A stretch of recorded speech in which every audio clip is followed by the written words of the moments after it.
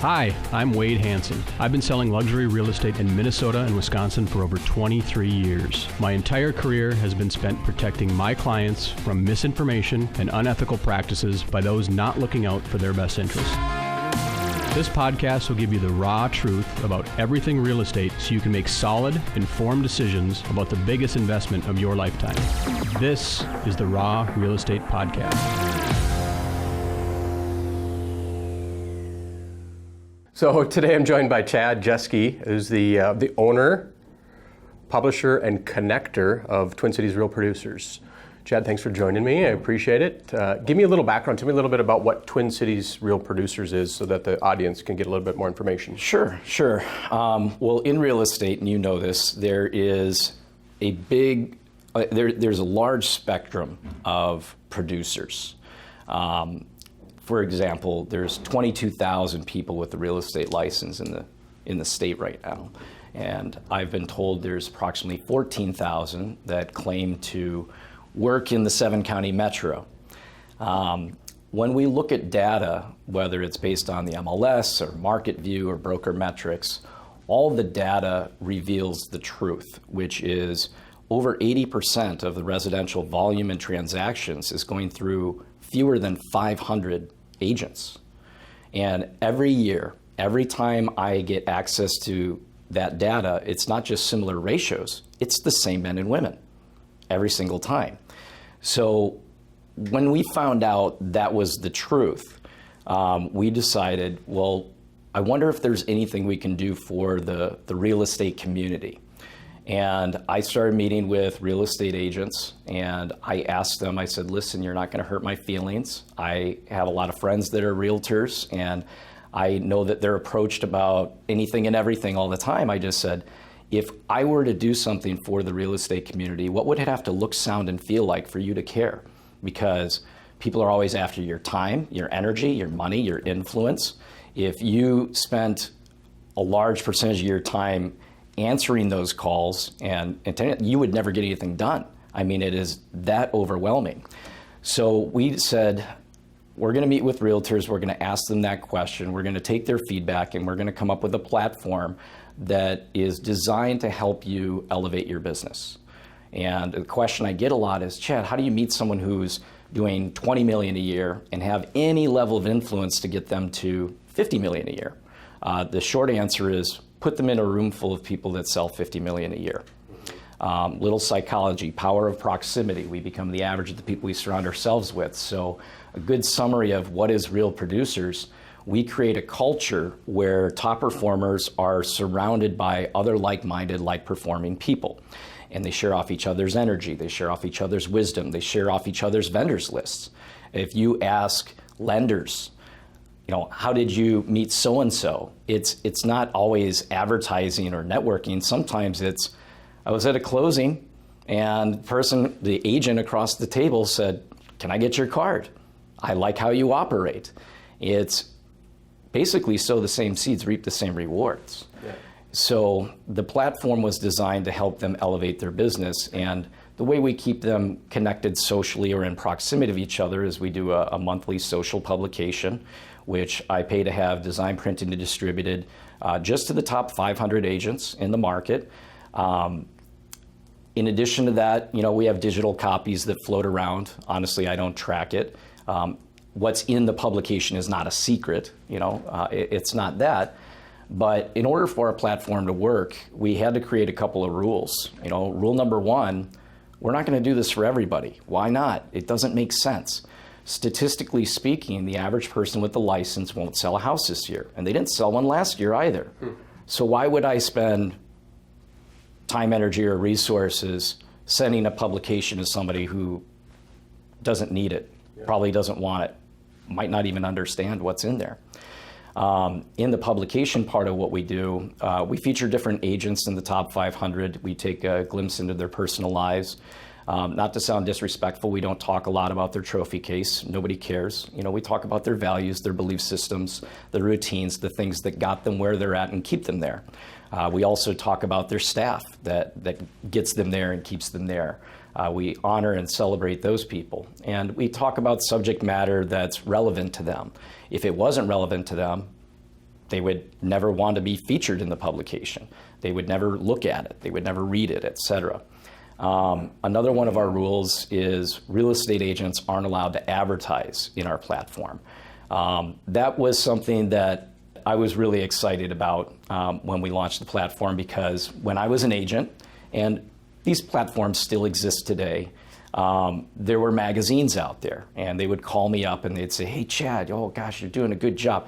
Give me some money. I'll put you on the cover of a magazine. I'll give you copies." And it wasn't $100. It was thousands of dollars.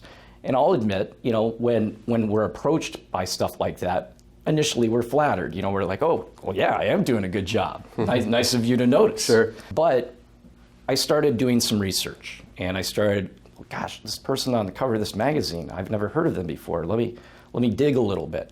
And I found out statistically that person hadn't sold squat in the last, 4 to 6 months. So what are we doing? What are we doing at that point? My opinion is, well, you're kind of misleading people. There are people that get into real estate and they're like, gosh, well, this person must be legit. Maybe I should duplicate who they are and what they're doing. Well, if you do that, you're not going to get anywhere. Right. You're, again, sow the same seeds, reap the same rewards. So the publication is something that we put out there. It's kind of like a hard copy version of social media. In addition to that, we do a bunch of events. Generally speaking, we don't charge people to go to our events. We don't sell them stuff when they're there. Why? Because that's what everybody else seems to do. They're like, "Oh, Chad, I invite all these real estate agents to my event. Why don't they go?" Well, why are you charging them to go? And why is it when they go, you're closing the doors and trying to sell them your book or something like that? They don't have time for that. They just don't. So we create a social culture at our events where, gosh, I recognize everybody in the room. And if I don't recognize them physically, I recognize their name because I had 6 transactions with them last year. And that's good for everybody. The more rapport agents, top performing agents build with each other, there's less sales posturing. There's more familiarity with the negotiation. It's like, hey everybody, it's Wade. Oh, great.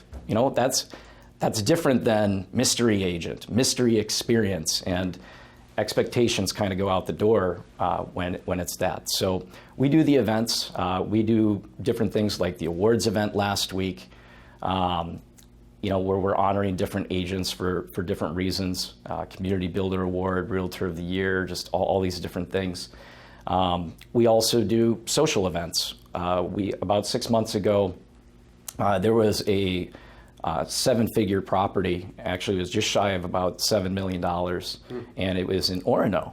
And it's been on the market for a little while. Obviously, it's a higher price point.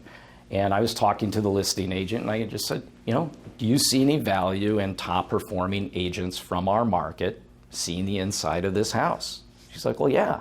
And I said, I think they would love to see the inside of this house. And I would argue that if somebody is representing a buyer at that price point, they're probably working with the top performer. And so we put an event together, and we had over 200 agents from our market show up on a drizzly Wednesday afternoon. And I think that's good for everybody. Obviously, there's some eye candy and people tap into the social media, but I remember different people meeting for the first time and just thinking to myself, gosh, this is how it happens. It's never something that, I'm going to cold call that person and meet that person. It's usually what I call a planned coincidence. I knew who was going to be at that event, and I didn't know, certain people hadn't met, but just seeing them, oh my gosh, you're so-and-so, shaking their hand, and you just know they're probably going to talk more casually with each other moving forward. And that just helps the business. So there's a long answer to a short question. It's a great answer, and all of that was the reason I wanted to have you on. You bring a really, really unique perspective to, I think, our viewers and our listeners about the real estate industry. You're elbow to elbow every single day with these top 500 agents, right? I mean, I'm elbow to elbow with consumers typically every single day. You get an opportunity to talk to them, be amongst them, and really see what separates them from the other 13,500 agents that are out there in the Twin Cities, right?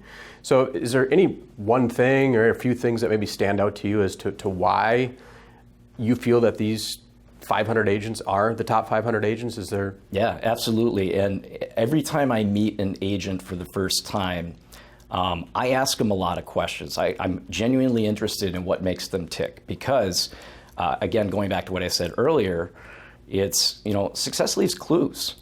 And if a person is paying attention and adopts those clues, they can go further faster. And I meet a lot of people in the market that they've been doing this a couple of decades and they're doing well.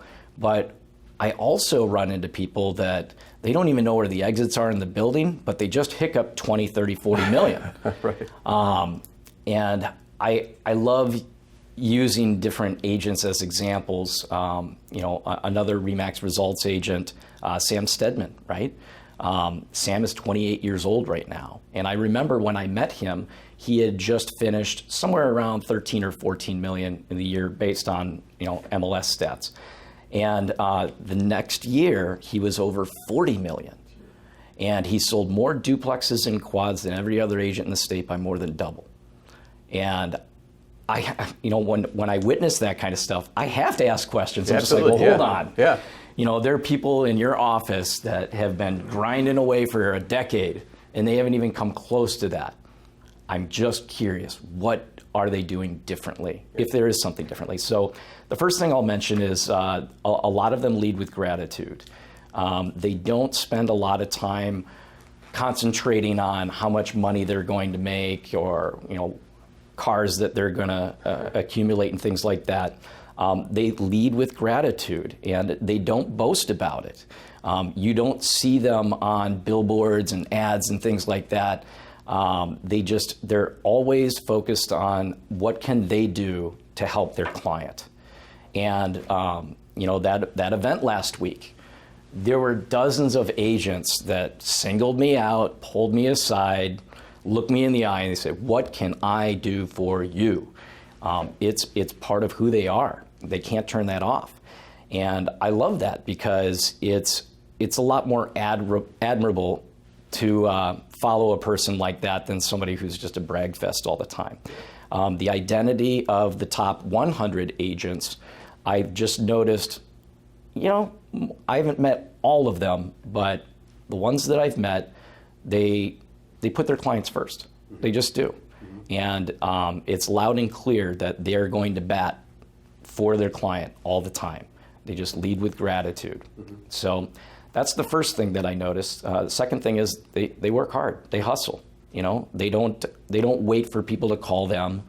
They don't make a couple social media posts hoping people see that they're a realtor and it's an automatic decision. You know as much as I do. Everybody knows more than one realtor. In fact, I would even say most people I know are related to a realtor. Right. And that doesn't mean that they're going to get the same experience, though. So what I mean by hustle is they're proactive about maintaining relationships with people. They're proactive about making sure the world knows that they are a full-time real estate agent and they are successful, not in a bragging way, but they help their client by making them more aware of little things. Just to make sure that if they do decide to make the move, their expectations are going to be met.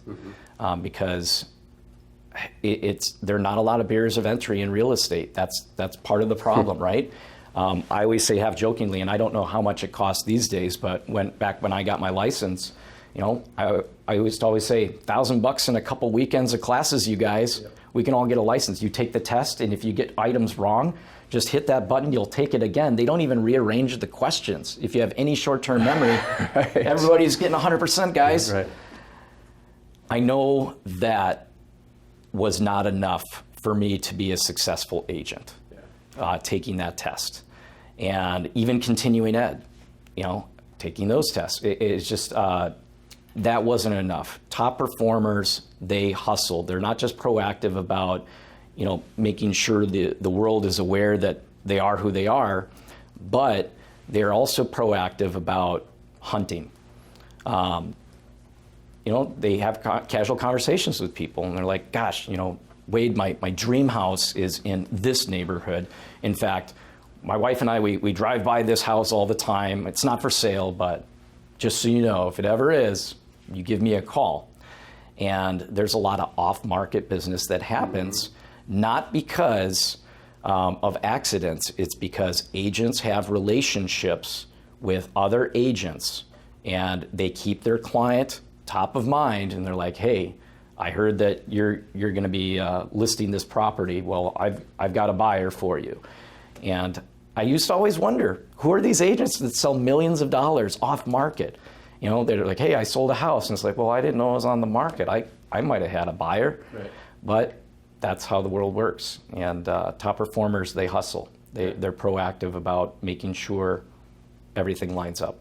Yeah, I wish the consumer had a better idea of how hard we work. These top 100 agents work in the industry. It's not what you see on TV and these $1 million listing shows or selling sunset shows. They're just hosting lavish open houses and everybody wants to buy the house, right? Right. I'm just going to call my friends. Right. One of them will buy it. Right. Yeah. It's a lot of hard work, a lot of weekends, a lot of evenings, and a lot of hours, and a lot of stress. Right. You brought up a good point. You were licensed at one time. You're no longer licensed now. Is that correct? Yeah. And you said the whole 2 weekends and $1,000 will get you licensed, right? I think that's great. And I think that's unfortunately one of the things that's so wrong in our industry is just that threshold to enter is just so low, right? It is. As somebody new maybe coming into the industry that wants to be in that top 500, you mentioned that just wasn't enough for you to be successful. You needed more. What advice would you give that new agent coming into the industry to be in that top 500? It's, again, going back to what I said before, identify people who are operating at a level and running a lifestyle that you want to be part of. I mean, it really is as simple as that. And one of the things when I was a new agent, I used to believe was top performers weren't approachable. They would never take time to talk to you. They would never share their game book with you. Why would they do that? You don't know anything. That's the way I felt. But going back to my story, at one point I started working with Ryan O'Neill. And Ryan is one of the nicest gentlemen most people have ever met. My podcast. He's a great guy. And Ryan was nice enough to say, "Come work with me. Watch what I do." And that is something that I used to think was Ryan specific. But when we launched Real Producers, I found out a lot of top performers are more than happy to communicate with up-and-coming top performers because they want to leave a legacy. They want the industry to be straight and narrow. They're not interested in people having miscellaneous experiences because of all this stuff. So at the end of the day, I think new realtors should identify top performers and see what they can do as far as chatting with them and learning from those conversations. They're not always easy to track. Top performers are very busy, but generally speaking, most people are nice enough to help another person out. And that comes back later on. And it's like now this person's doing better in the business and you're doing transactions with that person. Yeah. That's how the relationship starts. Yeah, I mean, that's a great advice and a great point. And I wish someday, I don't think this will ever happen, that there would be some sort of mandatory apprenticeship type program that you'd have to do in this industry. That would be amazing. Yeah, where you work with the top producer. There are people that have worked for you that are on their own now, and they are legitimately top performers as well. And one of them was the first person that referred me to you years ago. Yeah.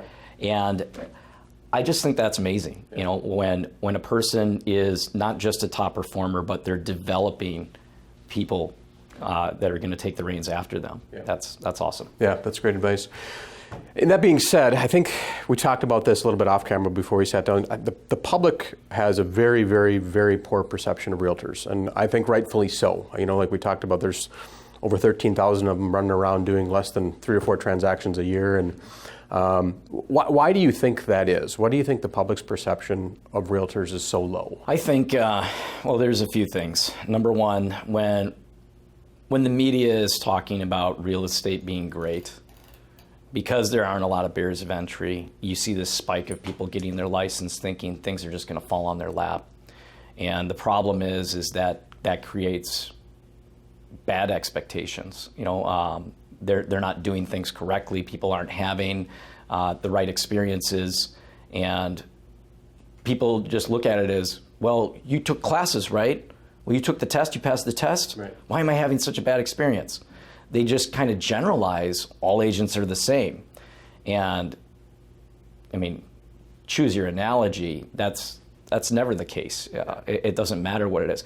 I like relating realtors to athletes, because we can all say, well, I play baseball, you play baseball, we're all amazing at baseball, right? Because we understand it? No, that's not how it works. Right. So without babbling about random stuff, I just think the public perception of realtors is based on the experience of who they're choosing.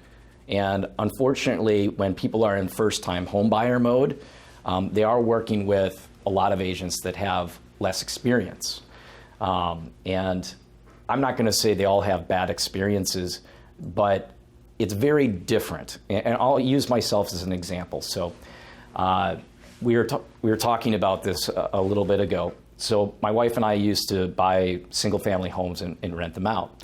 And we were flipping a property in Newport, and the market started getting kind of crunchy. Everything was becoming bank-owned, so we liquidated, and we ended up moving into this 3-bedroom, 3-bath townhome in Eagan.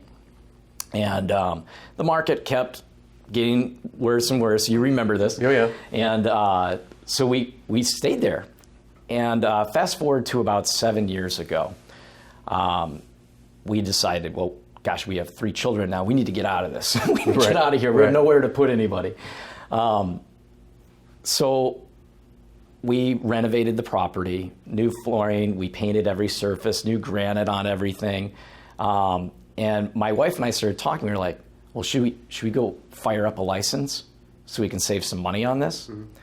And at the time, I said, I don't want to, but there's a real estate agent who sells a lot in North Oaks, and she usually does more than $60 million a year. Mm-hmm. And I called her up and I said, hey, I don't know if I want you to list this, but you're a friend. Would you come out and at least tell me what you think? Mm-hmm. She's like, okay. So she comes out and she goes around the property, and she comes up to me and she goes, well, Chad, do you have any questions? And he said, well, yeah. Kind of resurfaced everything. It's real shiny and new. What do you think we could get for it? And she said, well, I'll tell you what I could get for it as is, and I'll tell you what I could get for it if you let me touch it. Do you have any other questions? and I could feel, my punch in the gut. My wife, who used to be an agent, I could feel this. Who's this lady thinks she is? Yeah. Maybe not quite that accurate, but that's what was going through my head. And I was like, well, hold on. I've heard stories about people that work with her.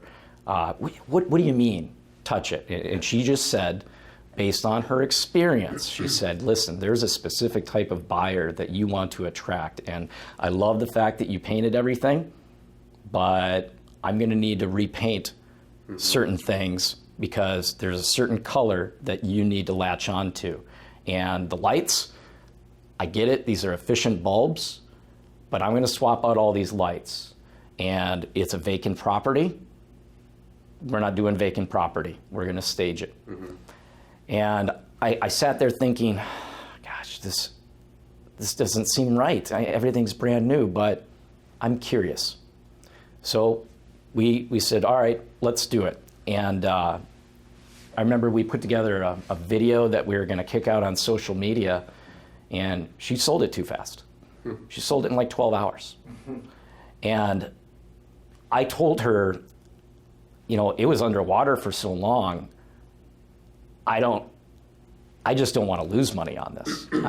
She's like, how much are you expecting to get? And I said, I'm fine if we don't lose money. That's where I'm at.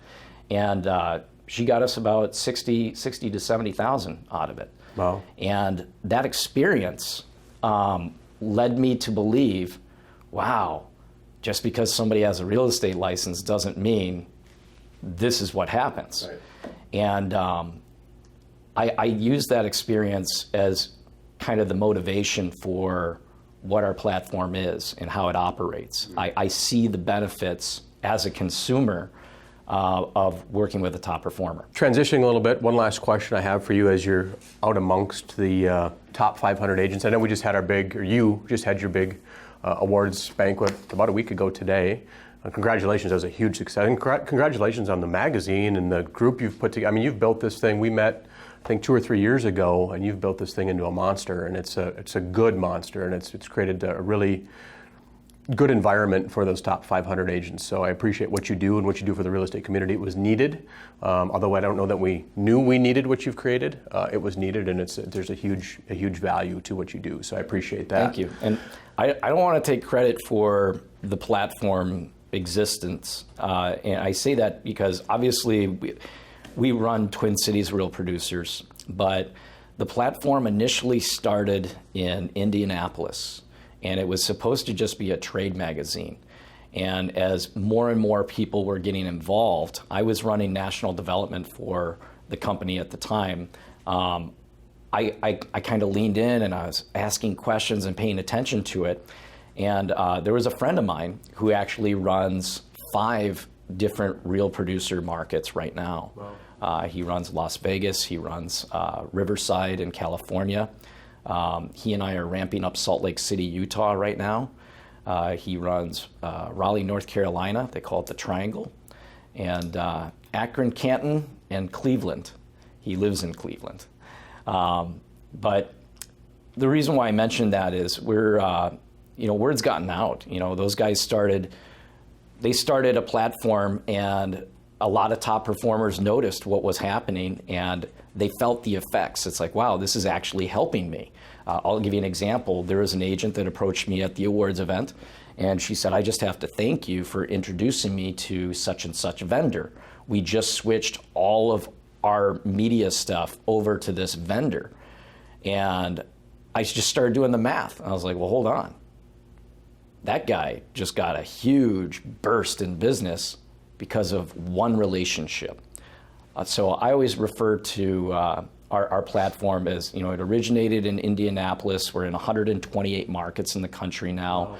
And top performers have been so excited about it and spreading the word on social media that it turned into a monster. It's not just a local monster, though. There are a lot of agents that are networking across state lines because, Minnesota, we have a lot of people that go to Florida and Arizona and stuff like that.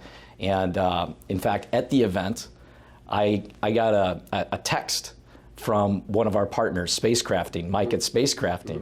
He was texting me from a real producer event in Southwest Florida. He was in Naples. Oh. He's just like, hey, you guys got some snow. Sorry I couldn't come back for the awards event, but I'm at an event. Yeah.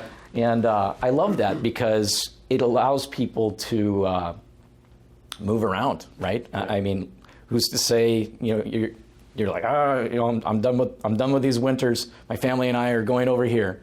Well, there's probably going to be a real producer platform there that you can tap into right off the bat. Yeah. And that allows people to get involved in a market much faster just by communicating with other friendlies. Yeah.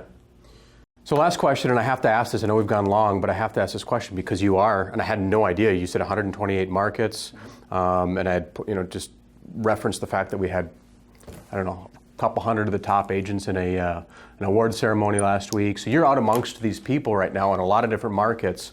But let's talk specifically the Twin Cities real estate market. What are you just hearing in general about the real estate market right now? Right now I'm telling my clients, look, I love this market. We're moving into what I call a professionals market. And for somebody that's in this real producer top 500 group, this is a great opportunity for us to show our value and really succeed and eliminate those other 13,000 and some change agents that don't do it. So what are you just hearing in the real estate market in general? I will say some people have sounded off on social media saying it's going to be a tough year. Basic observation, top performers are not top performers for a year. They pivot. We used the example of when everything was becoming bank-owned. The team that I was on, we pivoted. We started teaching people how to buy investment property and rent it out. And that seemed to match up well with what the market was doing. I believe from a consumer standpoint, they don't have anything to be afraid of because top performers know how to navigate all types of markets. And I really believe that's the case. So I don't think consumers should be afraid to list homes. I don't think they should be afraid to go out and find the house that they want to move into and stuff like that. The agent they're working with, if they are legitimately a top performer, they know what the negotiables are, and they're not gonna put anybody in a bad position. The realtors, I think. What have I been hearing about, the market and how they're going to handle it? I think they already decided about 6 months ago what they think the market is going to do right now, and they're operating under that business plan. They're not going to wait and see what happens. They're basically going to create what they want. And if that means they have to meet a couple more people than average, they're going to do it. If it means they have to spend a couple more minutes with a client, they're going to do it. They're versatile. They adapt. It's as simple as that. So I've been hearing that the market's going to be difficult, but to be honest, I think I heard the market was going to be difficult every single year that question comes up. Yeah. And as much as I do, in the last 3 to 5 years, there have been years that were best years ever. Mm-hmm. There are people that said their business was down 30% last year. I know you personally was not one of those people. Mm-hmm. You were up. Mm-hmm. And again, I just think top performers can create what they want. It doesn't matter what the market is saying. It doesn't matter what's being said on media and the news. There's always going to be somebody out there that needs to sell their house. Yep. They need to buy a house. And those people, if they're smart, they're going to look at the people that get it done. Yep. So, and I agree with your comments. Top producers like me love difficult. I think we love a challenge. We know how to navigate these challenging markets. And, again, to me, this is a professionals market and a great opportunity for our industry to shine and really watch the cream rise to the top. So absolutely. I appreciate you being here. Yeah. You brought some great knowledge and insight into the real estate industry, and look forward to continuing this relationship. Awesome. Appreciate it. Thank you. Thank you for listening to the Raw Real Estate Podcast. If you have any feedback for this episode or want to suggest a future topic or even possible guests, head to wadehansen.com. There you can get links to my Facebook and LinkedIn pages. And don't forget to subscribe to my YouTube channel to see the video version of this podcast too. Again, thank you for listening to the Raw Real Estate Podcast. We'll talk soon.